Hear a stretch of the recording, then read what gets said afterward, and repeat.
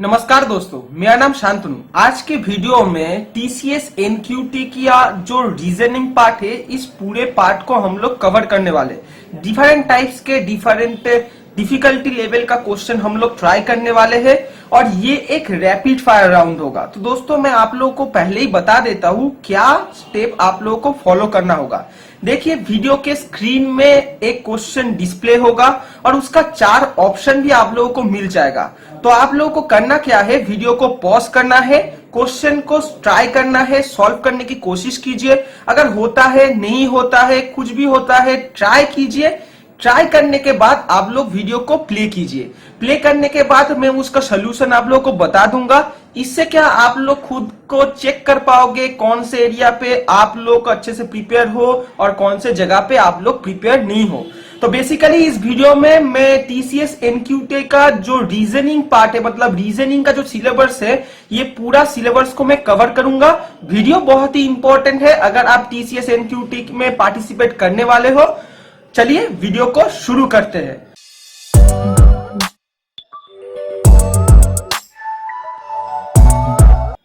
First topic है alphabet test और इसका पहला क्वेश्चन को मैं थोड़ा रीड आउट कर लेता हूं।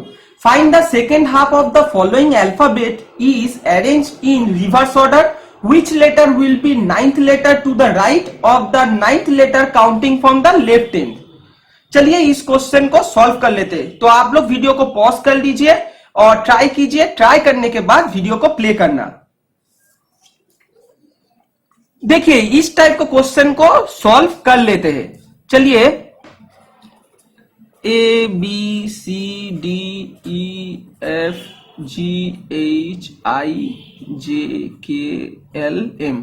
अब इसका जो हाफ है उसको हम लोगों को रिवर्स में लिखना होगा। चलिए रिवर्स में लिख लेते हैं। N O P Q R S T U V W X Y Z. तो हम लोगों ने इसका आधे पार्ट को रिवर्स में लिख लिया है। अब देखिए, क्वेश्चन में बोला गया है 2 कंडीशन। पहला कंडीशन क्या है, which letter will be ninth letter to the right of the ninth letter counting from the left. तो बेसिकली इस टाइप के कंडीशन को, इस टाइप के क्वेश्चन को सॉल्व करने के लिए जो लास्ट वाला कंडीशन है, ninth letter counting from the left, उसको हम लोगों को पहले देखना होगा। तो देखिए, लेफ्ट हैंड साइड से आपका लेफ्ट हैंड साइड क्या हो रहा है। देखिए, ये हो रहा है लेफ्ट हैंड साइड, मतलब इस साइड में लेफ्ट हैंड साइड हो रहा है, और ये हो रहा है राइट हैंड साइड। तो इससे नाइन्थ लेटर कैलकुलेट कर लीजिए। 1 2 3 4 5 6 7 8 9। तो मतलब आई हो रहा है नाइन्थ लेटर। अब इसका जो फर्स्ट कंडीशन था उसको देखिए, which letter will be ninth letter to the right. तो इसका राइट में, इसका राइट कौन सा साइड हो रहा है, इस साइड में हम लोग को जाना है नाइन्थ लेटर। तो 1 2 3 4 5 6 7 8 9। तो हम लोगों का आंसर आ गया वी। तो ऑप्शन सी हम लोगों का करेक्ट आंसर होगा। तो देखिए, बेसिकली इस टाइप के क्वेश्चन में 2 कंडीशन दिया होता है। फर्स्ट कंडीशन और सेकेंड कंडीशन के बीच में आप लोगों को ध्यान रखना है कि 2 है कि एंड है। अगर एंड है तो दोनों कंडीशन के अंदर कोई भी रिलेशन नहीं होता है। अगर 2 होता है तो इस केस में एक कंडीशन दूसरे कंडीशन के ऊपर डिपेंडेंट होता है। जैसे इस पर्टिकुलर क्वेश्चन में देखिए, पहला कंडीशन, ठीक है, सेकेंड, ये था पहला कंडीशन और ये जो सेकेंड कंडीशन था उसके ऊपर डिपेंडेंट था। इसलिए हम लोग सेकेंड कंडीशन को पहले चेक किए, फिर हम लोग फर्स्ट कंडीशन में आए। चलिए अब मूव कर लेते हैं सेकेंड क्वेश्चन में। आप लोगों को क्लियरली समझ में आ जाएगा ये रिलेशन। मैं थोड़ा रीड आउट कर लेता हूं। If the first half of the alphabet is written in the reverse order, which letter will be exactly midway between the ninth letter from the left and 10th letter from the right end. तो देखिए, यहां पे 2 condition के बीच में and दिया गया है, मतलब कि दोनों कंडीशन आपस में रिलेटेड नहीं है। तो आप लोग वीडियो को पॉज कर लीजिए, ट्राई कर लीजिए। ट्राई करने के बाद वीडियो को प्ले कर लेना। अब देखिए, यहां पे हम लोग को फर्स्ट हाफ को रिवर्स लिखना होगा।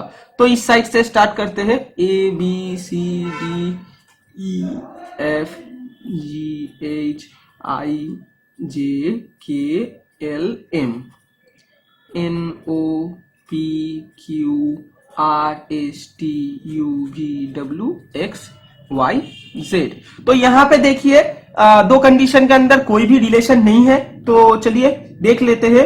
The ninth letter from the left, तो ये है आप लोग का लेफ्ट हैंड साइड और ये है राइट हैंड साइड। अब बोला गया है ninth letter from the left, 1 2 3 4 5 6 7 8 9, ninth letter ये आ गया। और आप लोगों को राइट हैंड साइड से 10th लेटर 1 2 3 4 5 6 7 8 9 10, तो ये आ गया आप लोगों का 10th लेटर। अब इसके बीच में देखिए यहां से 3 आ गया, यहां से 3 आ गया, मतलब कि ए। तो करेक्ट ऑप्शन होगा ऑप्शन बी, जो है कि बेसिकली ये। अल्फाबेट टेस्ट ना भी कॉम्बिनेशन टाइप का कैटेगरी का क्वेश्चन होता है। इस टाइप का क्वेश्चन को सॉल्व करने के लिए मैं ऑलवेज आप लोगों को सजेस्ट करना चाहूंगा, जो लास्ट वाला सेकंड कंडीशन है वो पहले चेक कीजिए, क्योंकि इस केस में आप लोगों को 2 या n इसके ऊपर फोकस नहीं करना होगा। दोनों केस में ही आप लोगों को सही आंसर मिल जाएगा। चलिए मूव कर लेते हैं नेक्स्ट टॉपिक के ऊपर। क्वेश्चन नंबर 3 आप लोगों को वीडियो के स्क्रीन में दिख रहा है। इस टाइप का क्वेश्चन को बोला जाता है एनालॉग टेस्ट। तो यहाँ पे बेसिकली कुछ फिगर्स दिया होता है और हम लोगों को एक फिगर फाइंड करना होता है। चलिए इसको सॉल्व कर लेते हैं। तो देखिए यहाँ पे ऑलरेडी एक फिगर दिया गया है। चलिए पहले फिगर 3 को ड्रॉ कर लेते हैं। देखिए यहाँ पे फिगर 3 ऐसा है और यहाँ पे इस टाइप का कुछ है और यहाँ पे तो ये फिगर 3 है। तो हम लोग को फाइंड करना है फिगर 4। अब देखिए ऑलरेडी फिगर 1 और 2 में ये जो पैटर्न दिया गया है, ऑलरेडी इस पैटर्न को फॉलो करके हम लोग को पैटर्न 4 ड्रॉ करना है। आप लोग यहाँ पे देख सकते हो जो ये पिन है, ये पिन 90 डिग्री क्लॉकवाइज रोटेट हुआ है। तो देखिए अगर 90 डिग्री क्लॉकवाइज रोटेट होता है तो वो बेसिकली हो जाएगा ऐसे। और एक चीज दोस्तों देखिए, ये जो फिगर 1 या 2 में था ये नीचे आ जाएगा। तो अगर ये नीचे आ जाता है तो ये बन जाएगा ऐसे। अब दूसरा जो चीज है उसको देख लेते। अब देखिए दूसरा जो पार्ट है, मतलब कि ये जो क्रॉस पार्ट ये 135 डिग्री एंटी क्लॉकवाइज रोटेट हुआ है।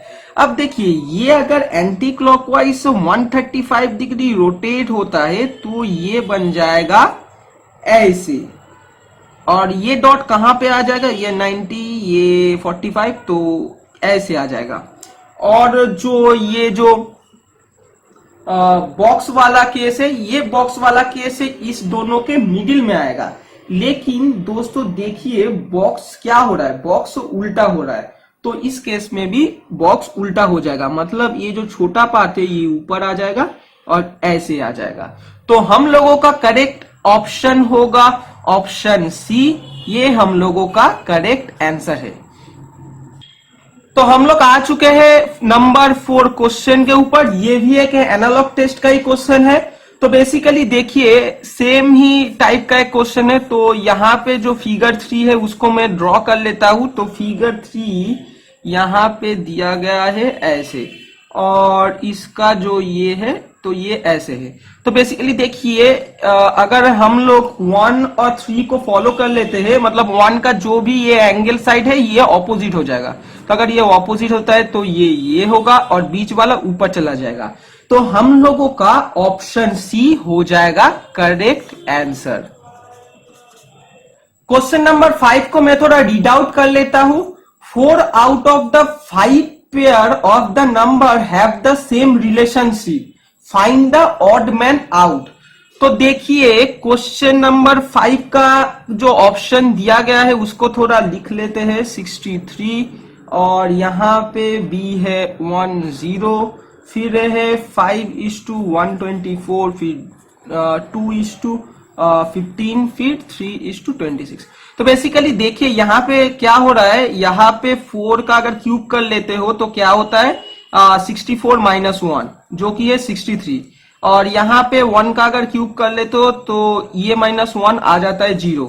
तो सेम तरीके से अगर 5 का क्यूब कर लेते हो तो 5 का क्यूब आ जाता है 125 माइनस 1 इक्वल टू 124।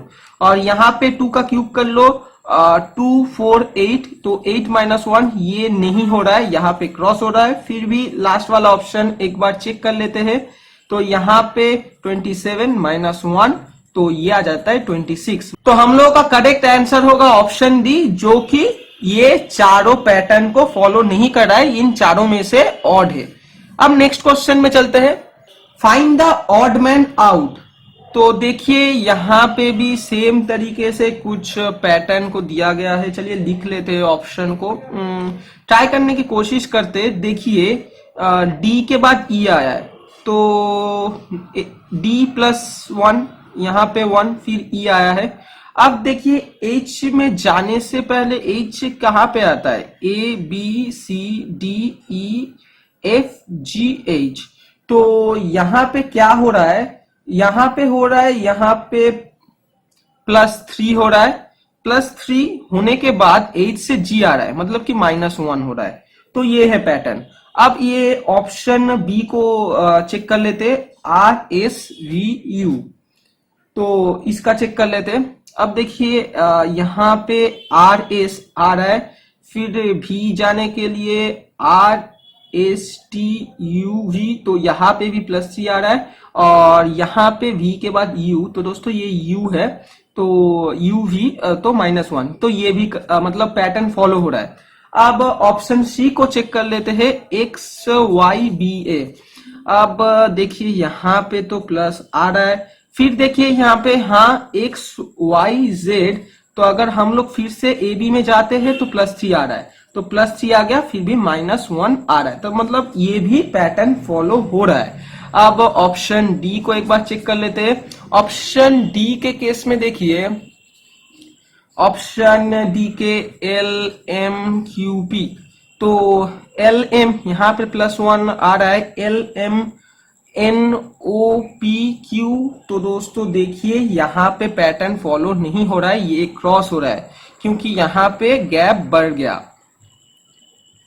अब लास्ट वाले ऑप्शन को चेक कर लेते हैं, JKNM, तो JK +1 हो रहा है, +3 भी हो रहा है, और यहाँ पे -1 भी हो रहा है। तो हम लोगों का करेक्ट ऑप्शन हो जाएगा ऑप्शन डी।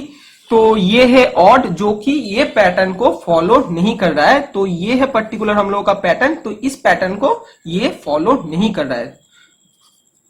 अब मूव कर लेते हैं नेक्स्ट क्वेश्चन में। अब हम लोग कुछ सीरीज टेस्ट के ऊपर क्वेश्चन को सॉल्व करेंगे। तो क्वेश्चन नंबर 7 आप लोगों को वीडियो के स्क्रीन में दिख रहा है, चलिए इसको सॉल्व कर लेते हैं। देखिए 101, फिर 100, फिर आ गया डॉट डॉट डॉट, यहाँ पे 87, फिर आ गया 71, फिर आ गया 46। तो चलिए इसको सॉल्व कर लेते हैं, देखते हैं क्या पैटर्न यहाँ पे फॉलो हो रहा है।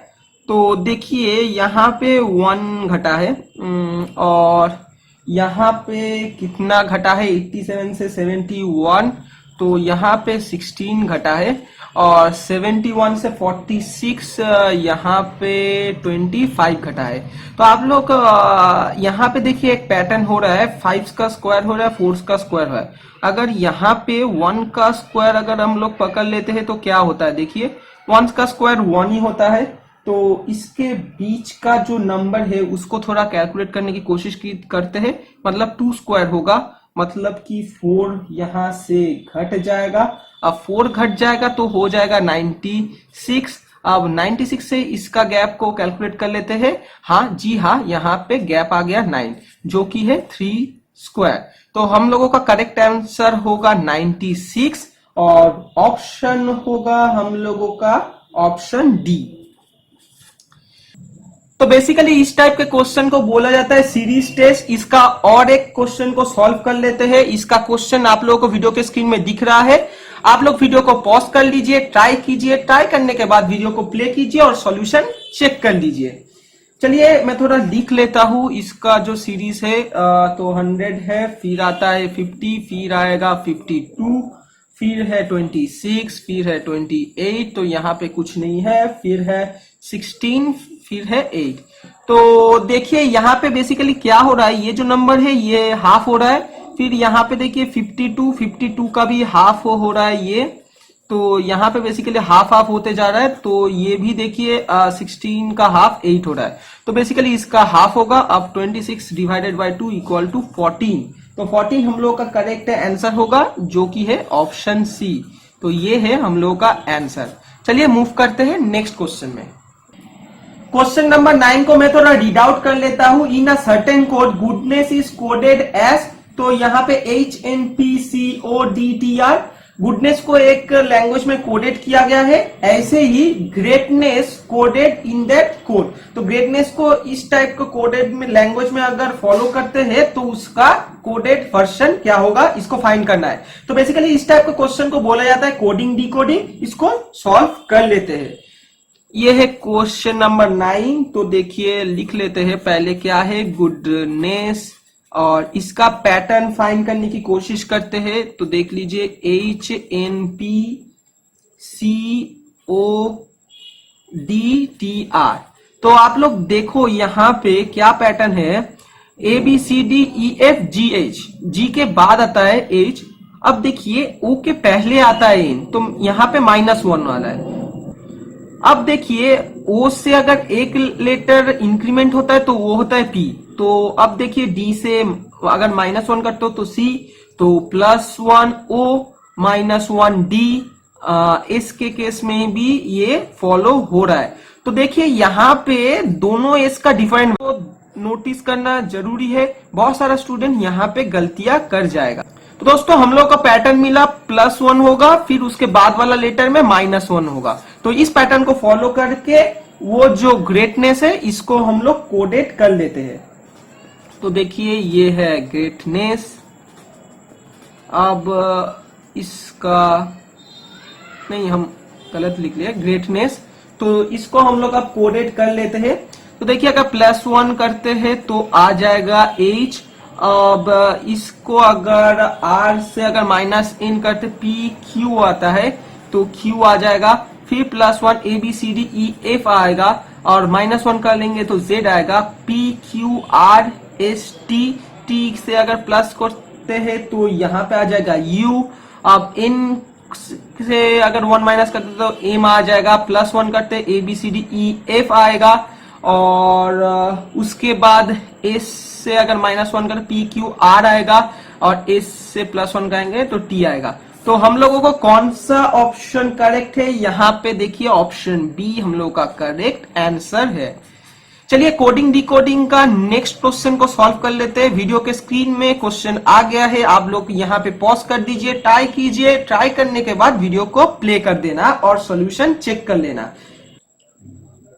क्वेश्चन नंबर 10 को मैं थोड़ा रीड आउट कर लेता हूं। In a certain code, explaining is written as PXCALNIGNI. How is produced written in that course? चलिए इसको सॉल्व कर लेते हैं, आसानी है, हम लोग को बस पैटर्न फाइंड करना है, फिर इजी बन जाएगा। चलिए लिख लेते हैं एक्सप्लेनिंग, तो हम लोग लिख लिए हैं। अब इसका कोडेड वर्जन क्या है, PXEALNIGNI। तो देखिए यहाँ पे पैटर्न थोड़ा फाइंड करने की कोशिश कीजिए। देखिए दोस्तों आप लोग को देख के ही पता चल रहा है, ये आ रहा है यहाँ पे, ये आ रहा है यहाँ पे, और ये आ रहा है यहाँ पे। अब देखिए ये तो ऐसे हो रहा है, ये भी ऐसे हो रहा है, फिर इसमें देखिए ये ऐसे हो रहा है। तो ये है हम लोग का पैटर्न, इसको फॉलो करना है। चलिए अब जो कोड करना है उसको लिख लेते हैं, जो कि है प्रोड्यूस्ड,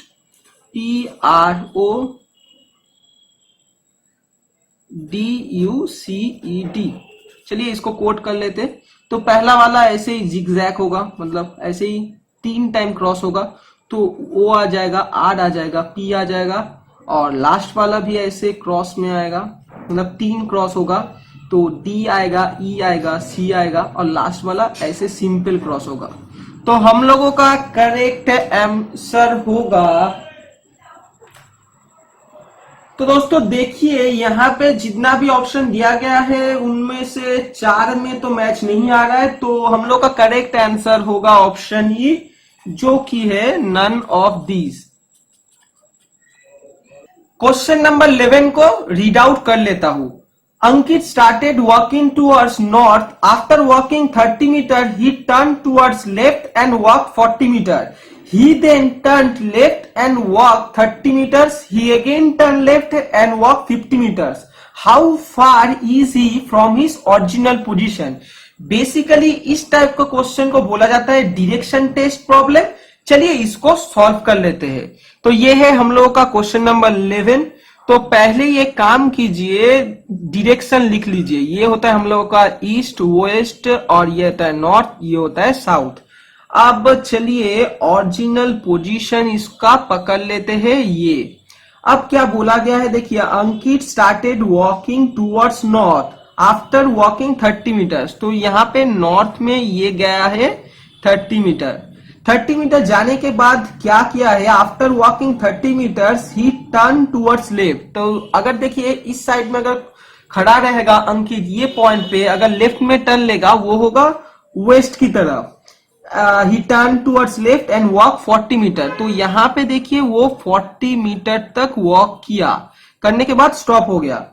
ही देन टर्न लेफ्ट अगेन। अगर ये पोजीशन में खड़ा रहेगा तो इसका लेफ्ट होगा फिर से साउथ की तरफ। अब कितना वो वॉक कर रहा है, turn left and walk 30 metre. तो फिर से वो साउथ की तरफ यहाँ पे 30 मीटर वॉक कर लेगा, जो कि है एक्चुअल साउथ की तरफ। फिर यहाँ पे स्टॉप होने के बाद ही again turn left and walk 50 metre. अब देखिए ये 50 मीटर तक वॉक हो रहा है, जो कि ईस्ट की तरफ। तो ये आ जाएगा 50 मीटर। देखिए यहाँ पे 40 है, यहाँ पे 50 है, तो ये तो ज्यादा होगा ही। अब बोला गया है how far is he from his original position. तो देखिए ऑप्शन में से कोई भी जो ऑप्शन दिया गया है ये मैच नहीं हो रहा है। एक्चुअली ये होगा 10 मीटर। तो वो 10 मीटर दूरी पे है। तो हम लोग का करेक्ट आंसर हो जाएगा option E, none of this. ये है हम लोगों का correct answer, option E. Direction test का और एक क्वेश्चन को ट्राई कर लेते हैं। चलिए, जो कि है क्वेश्चन नंबर 12। आप लोग को वीडियो के स्क्रीन में दिख रहा है। आप लोग यहाँ पे पॉज कर दीजिए। पॉज करने के बाद ट्राई कीजिए। ट्राई करने के बाद प्ले करके आंसर चेक कर लीजिए। मैं थोड़ा रीड आउट कर लेता हूं। Laxman went 15 kilometre to the west from my house, then turn left and walk 20 kilometer. He then turn east and walk 25 kilometer and finally turn left, covered 20 kilometer. How far is he from his house? तो दोस्तों चलिए इस question को solve कर लेते हैं। तो पहले ये जो हम लोग का डायरेक्शन है ये थोड़ा लिख लेते हैं।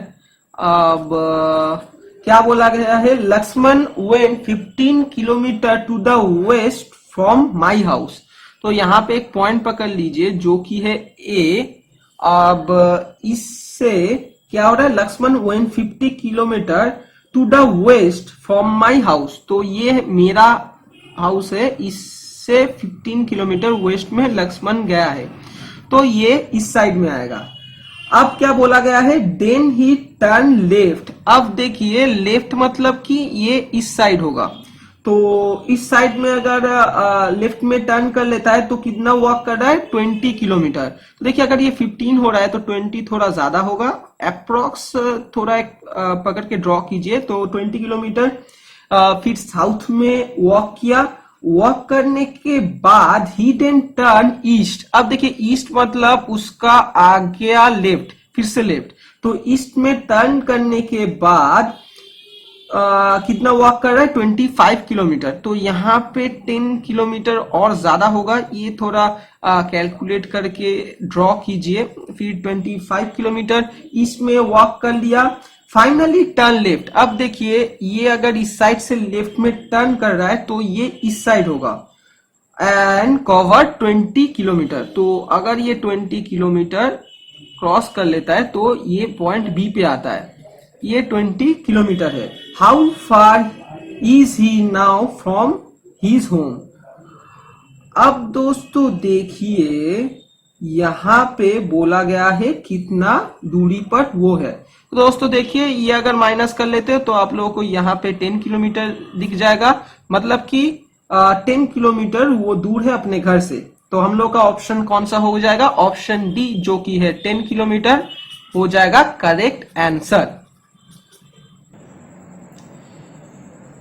अब देखिए, एक डायरेक्शन दिया गया है और इस डायरेक्शन को बेस करके हम लोगों को क्वेश्चन नंबर 13, 14, 15 सॉल्व करना है। देखिए यहाँ पे क्या बोला गया है, 4 ladies A B C D and 4 gentleman E F G H are sitting in a circle round a table facing each other. और यहाँ पे 4 कंडीशन दिया गया है। तो बेसिकली ये है एक सीटिंग अरेंजमेंट का क्वेश्चन, और पर्टिकुलर इस टाइप को क्वेश्चन बहुत ध्यान से सॉल्व करना, क्योंकि अगर आप लोग इसको सॉल्व कर लेते हो तो इसको फॉलो अप करते हुए जो भी 2, 3 या 4, 5 भी क्वेश्चन रह सकता है, सारा क्वेश्चन का करेक्ट आंसर आप लोग दे सकते हो। तो टाइम लीजिए और ध्यान से इसको सॉल्व कीजिए। चलिए इसको सॉल्व कर लेते हैं। अब देखिए क्या है, यहाँ पे बोला गया है लेडीज कौन कितना है, लेडीज है यहाँ पे ए बी सी डी, और यहाँ पे जेंटलमैन कितना है, ई एफ जी और एच, मतलब कि 4 लेडीज और 4 जेंटलमैन। तो यहाँ पे एक सर्कुलर टेबल को ड्रॉ कर लेते हैं। ड्रॉ कर लेने के बाद ऐसा एक डायरेक्शन बना लीजिए, इससे आप लोगों को समझने में आसानी होगी।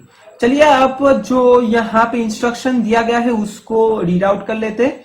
नो 2 लेडीज और 2 gentleman are sitting side by side, मतलब कि देखिए एक लेडीज के साइड में एक मैन के साइड में एक लेडीज, मतलब कोई भी कंसेक्यूटिव लेडीज और मैन साइड बाय साइड नहीं सीट किया जा सकता है। अब देखिए इंस्ट्रक्शन 2 को पढ़ लेते हैं। C who is sitting between G and E is facing D। अब चलिए पकड़ लेते हैं। C यहाँ पे बैठा है और ये किसको फेस करके बैठा है, ये D को फेस करके बैठा है, और ये G और E के बीच में। तो दोस्तों देखिए हम लोग तो अभी डिटरमाइन नहीं कर सकते हैं, तो यहाँ पे अगर G है तो यहाँ पे E होगा, अगर यहाँ पे E है तो यहाँ पे G होगा, मतलब इसका ऑपोजिट या उल्टा कॉम्बिनेशन हो सकता है। अब इंस्ट्रक्शन 3 को रीड आउट कर लेते हैं। F is between D and A। अब F यहाँ पे भी हो सकता है, यहाँ पे भी हो सकता है, तो यहाँ पे भी हो सकता है, यहाँ पे भी हो सकता है। अगर यहाँ पे है तो A है यहाँ पे, अगर यहाँ पे है तो A है यहाँ पे। अब बोला गया है इस फेसिंग G। चलिए किसी एक को फिक्स पकड़ लेते हैं। इसको पकड़ लेते हैं फिक्स से। यहाँ पे F है, यहाँ पे A है, तो इसको क्रॉस कर लेते हैं। क्रॉस कर दीजिए। तो क्रॉस यहाँ पे अगर F होगा तो यहाँ पे G होगा, क्योंकि फेसिंग G बोला गया है, तो ये क्रॉस हो जाएगा और ये भी क्रॉस हो जाएगा, मतलब E C G ये नहीं मिला 2, और यहाँ पे तो मिल गया A F। अब देखिए लेडीज में से A C D हो गया, मतलब B अभी तक बाकी है। अब देखिए B कहाँ पे होगा, B यहाँ पे तो नहीं होगा, क्योंकि यहाँ पे 2 लेडीज साइड बाय साइड हो जाएगा, तो B यहाँ पे होगा। अगर B यहाँ पे होगा तो कौन सा बाकी है जेंटलमैन, E F G हो गया, मतलब H बाकी है, तो H यहाँ पे हो जाएगा। तो हम लोग का सीटिंग अरेंजमेंट मिल चुका है, ये है सीटिंग अरेंजमेंट, और इसका जो फॉलो अप क्वेश्चन है उसको सॉल्व कर लेते हैं। क्वेश्चन नंबर 13 क्या बोल रहा है, who is sitting to the left of A के लेफ्ट में कौन बैठा है, ए के लेफ्ट में तो F बैठा है, तो हम लोगों का ऑप्शन कौन सा होगा, हम लोग का ऑप्शन होगा ऑप्शन बी, जो कि है F। अब 14 क्वेश्चन में क्या है, E इज फेसिंग हुम। अब E किसको फेस किया हुआ है, E फेस किया हुआ है H। तो हम लोग के ऑप्शन में H है नहीं है, तो हम लोग का ऑप्शन होगा E, जो कि है नन ऑफ दिस। अब क्वेश्चन नंबर 15 में क्या बोला गया है, क्वेश्चन नंबर 15 है who are immediate neighbour of B. अब बी का इमीडिएट नेबर कौन कौन है, यहाँ पे H है और यहाँ पे G है, तो G और H कौन से ऑप्शन में है, तो हम लोग का ऑप्शन A हो जाएगा, जो कि है जी एंड एच। अब चलते हैं नेक्स्ट क्वेश्चन में। The following question are based on the diagram given below.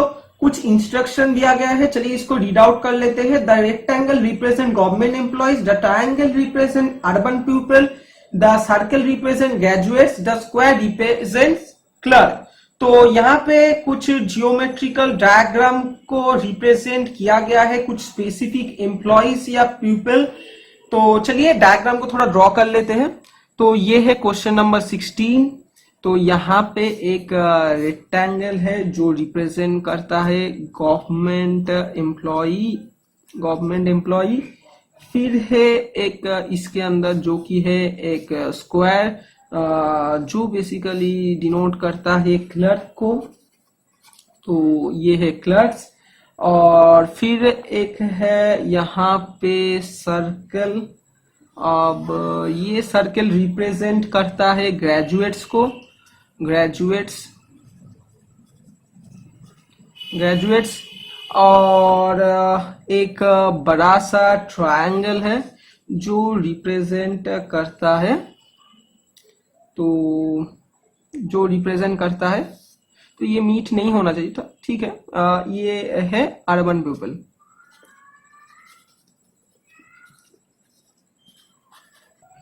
चलिए अब देख लेते हैं क्या बोला गया है। Which of the following statements is true? तो ये चलिए अब देख लेते हैं क्या बोला गया है। Which of the following statements is true? All government employees are clerk। तो देखिए यहाँ पे all government employees ये क्लर्क नहीं है, तो ऑप्शन ए यहाँ पे क्रॉस हो गया।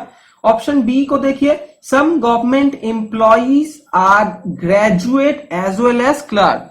तो some government employees are graduate, हाँ ग्रेजुएट, और ये एज वेल एज क्लर्क। तो ऑप्शन बी करेक्ट हो रहा है। ऑप्शन सी देखिए, all government employees are graduate, तो नहीं, ये नहीं हो रहा है क्योंकि सर्कल यहाँ पे बाहर में है, तो ऑप्शन सी क्रॉस हो जाएगा। Option D, all clerks are government employ but not graduate. तो यहाँ पे देखिए ऑल क्लर्क तो ग्रेजुएट या गवर्नमेंट एम्प्लॉय नहीं है, तो ये भी ऑप्शन फॉल्स हो जाएगा। तो हम लोगों का क्वेश्चन नंबर 16 का आंसर आ गया ऑप्शन डी।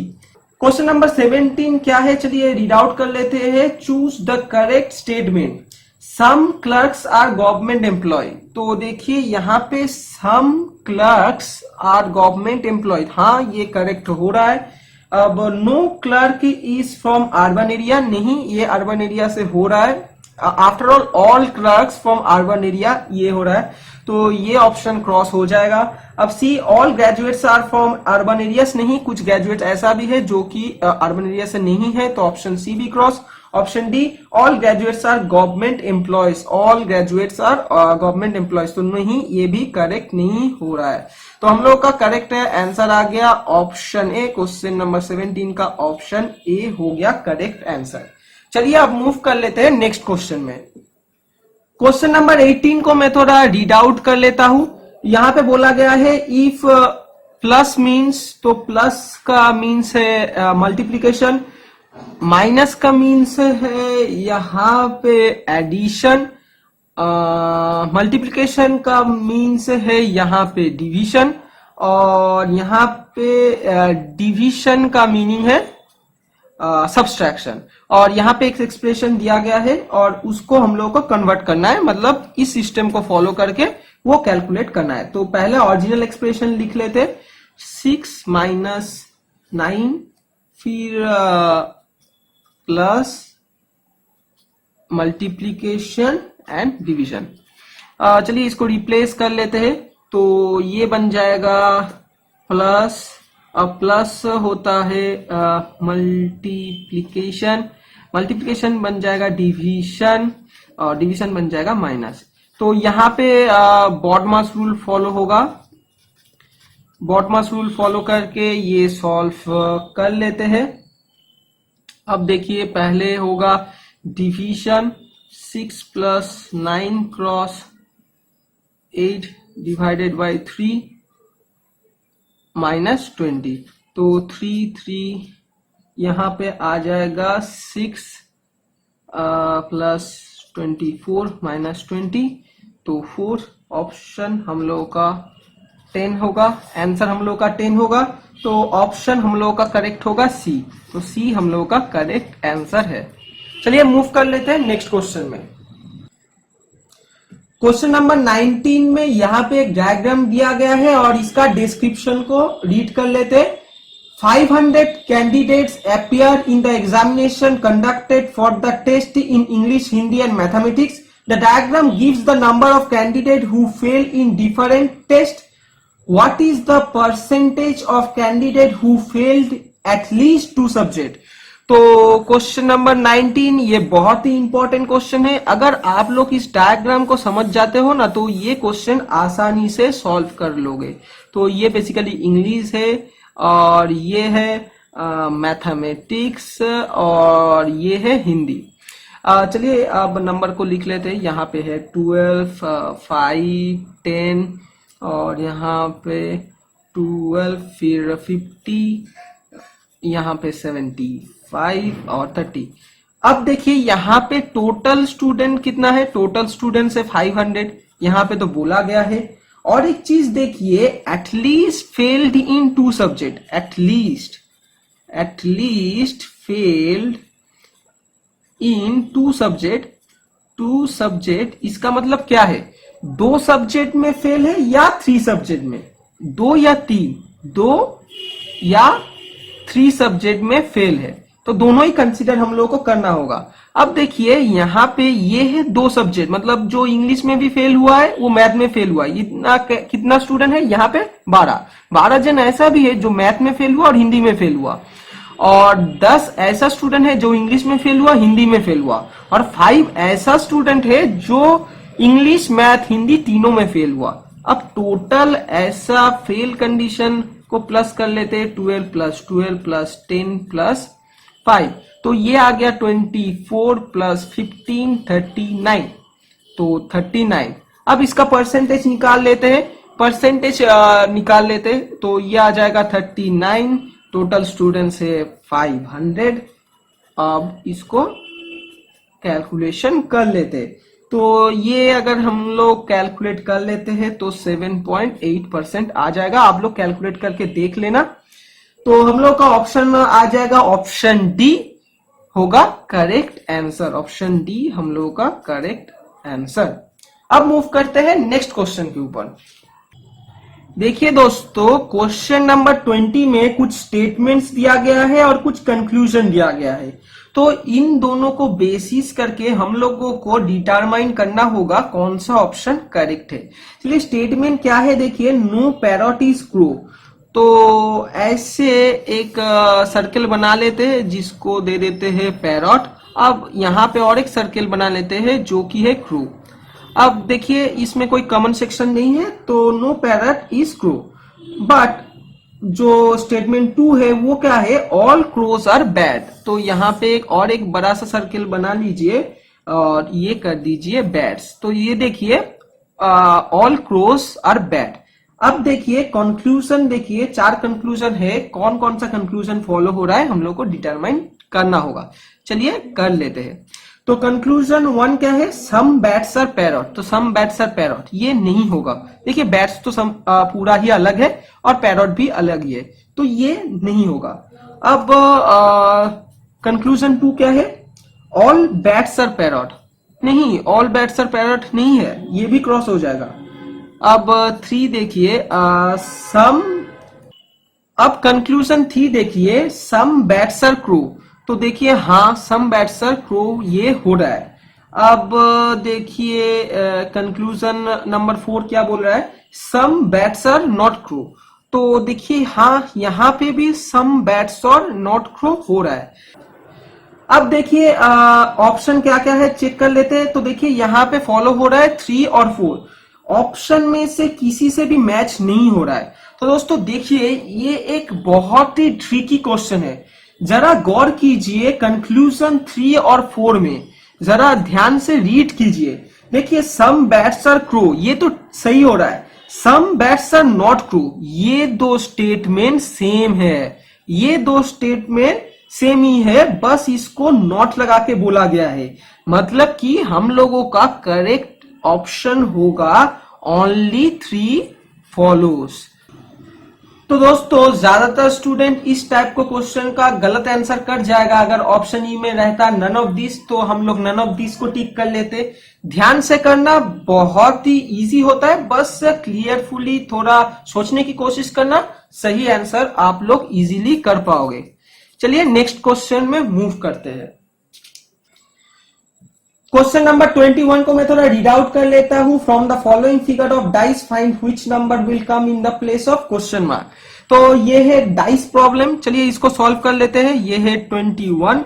अब डाइस को थोड़ा ड्रॉ कर लेते हैं। चलिए अब हम लोग डाइस को ड्रॉ कर लेते हैं थोड़ा।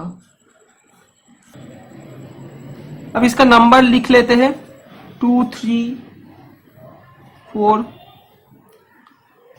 1 2 5 और यहां पे है 6 क्वेश्चन मार्क 1। चलिए दोस्तों इसको थोड़ा कंप्लीट ड्रॉ करने की कोशिश करते हैं। तो देखिए अगर यहाँ पे 4 होता है तो क्या होता है, 4 के नीचे में आ जाएगा 2 और 2 के इस साइड में आ जाएगा 3। अब देखिए 2 का अगर हम लोग ऐसा मतलब इस साइड से देख लेते हैं तो ये आ जाएगा हम लोग का 5 और नीचे आ जाएगा हम लोग का 1। अब 1 के नीचे अगर हम लोग देख लेते हैं तो ये आ जाएगा 6। अब देखिए ये अगर 3D वे में अगर हम लोग इसको सोचने की कोशिश करेंगे तो ये इसके साइड आ जाएगा, मतलब 2 का ऑपोजिट साइड में ये होगा। अगर 1 को भी अगर हम लोग कंसीडर कर लेते हैं तो हम लोग का ये क्वेश्चन मार्क आ जाएगा 3।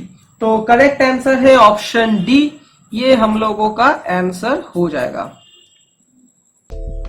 तो दोस्तों इस वीडियो में इतना ही। आशा करता हूँ ये वीडियो आप लोगों को पसंद आया। अगर आप लोग मेरे काम को पसंद करते हो तो इस वीडियो को लाइक कर देना और जितना हो सके इस वीडियो को शेयर करना अपने दोस्तों के साथ। अपने व्हाट्सएप में, कॉलेज व्हाट्सएप ग्रुप में इस वीडियो को शेयर कर दीजिए ताकि आपका दोस्त भी इस वीडियो का बेनिफिट उठा सके। और एक इंपॉर्टेंट बात दोस्तों, मैंने already quantity, coding, figure problem, HCM, LCM, number system के ऊपर यूट्यूब में वीडियो बना चुका हूं टीसीएस एनक्यूटी प्रिपरेशन के लिए। इस वीडियो के डिस्क्रिप्शन बॉक्स पे आप लोगों को सारा वीडियोस का लिंक मिल जाएगा, जाके देखिए, बहुत ही हेल्पफुल रहेगा। अगर आप लोग मेरे चैनल में पहली बार विजिट कर रहे हो तो सब्सक्राइब कर लीजिए। सब्सक्राइब करने के साथ साथ नोटिफिकेशन बेल आइकन को प्रेस कर दीजिए ताकि जब भी मैं placement guide related video upload करूं आपको नोटिफिकेशन मिले सबसे पहले। और कमेंट सेक्शन में जरूर कमेंट करके बताइए कैसा लगा मेरा ये वीडियो। और भी अगर किसी टॉपिक के ऊपर आप लोगों को वीडियो चाहिए तो मुझे कमेंट सेक्शन में जरूर कमेंट करके बताइए। मिलते हैं नेक्स्ट वीडियो में, तब तक के लिए bye bye, take care, keep learning and all the best for TCS NQT.